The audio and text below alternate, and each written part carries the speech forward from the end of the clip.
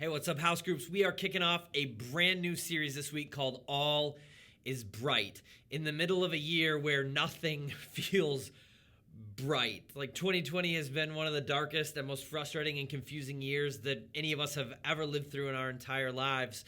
But Christmas, I think, is this really powerful, incredible reminder that everything doesn't have to be calm for all to be bright. And all is bright because God is with us and He's working. And He's lighting up the darkness that surrounds us. Jesus actually promises us that. In John 8, verse 12, He says, I am the light of the world.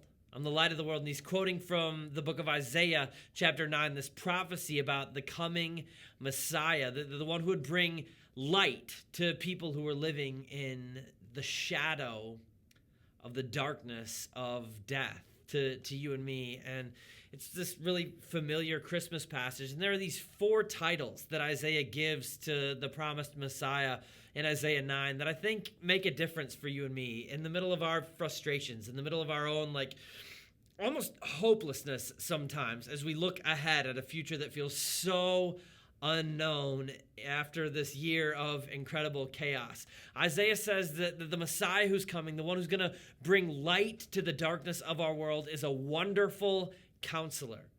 And the root words of those 2 words are wonder and wisdom, which means that Jesus is going to bring this wonderful, mind-blowing wisdom to our world. It's like beyond what we can understand, beyond what we can see. He sees what we don't. He looks at our world through an entirely different lens, and He has the wisdom that we need. He's also an everlasting Father, which is a truth claim about God being eternal, that this Messiah is the one who created the world, that He understands who we are and how we're built, and He can actually step into our story in a totally different way. He's not some outsider. He's the God who designed us and knit us together, and He loves us like we're His own children. And so when He steps in to our story, it makes all the difference in the world. He knows who we are and who we were made to be.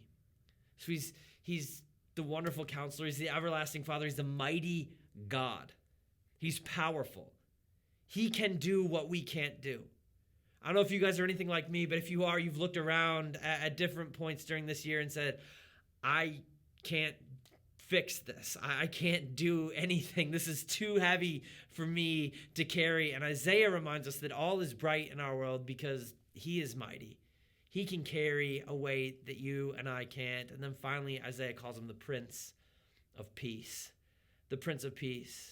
And Prince is this governmental function. And what Isaiah is saying is that this Messiah who's coming, when Jesus steps in to bring light to the people living in great darkness, He's going to set up this radically new kingdom, this different kingdom that will be defined by peace, by shalom.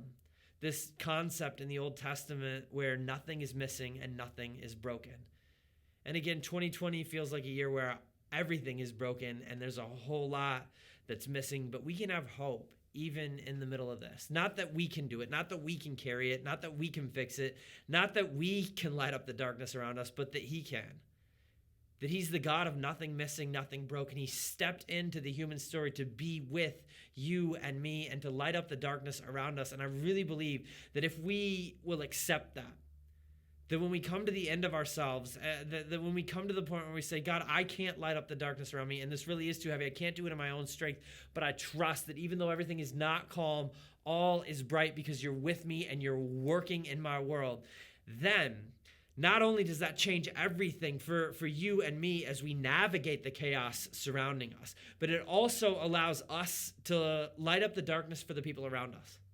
It allows Him to shine through us in a way that changes the world, that rewrites eternity, that writes a better story for the people our lives are crashing into every day. And I think light shines brightest in the dark. Now is our moment to do that.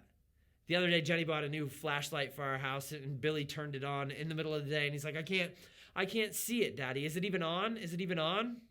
I told him, yeah, Bill, it's on, but we can't see it because we're surrounded by light. What do you think we need to do if we want to see it? And he looked at me with, his big 6-year-old eyes. He said, we need to find some dark. I said, yes, Billy, yes. Light shines in the dark. You guys, right now we are surrounded by the dark. We're surrounded by a whole lot of people who have lost hope in 2020, who feel like it is too heavy for them, and they feel like nothing is bright because all is not calm.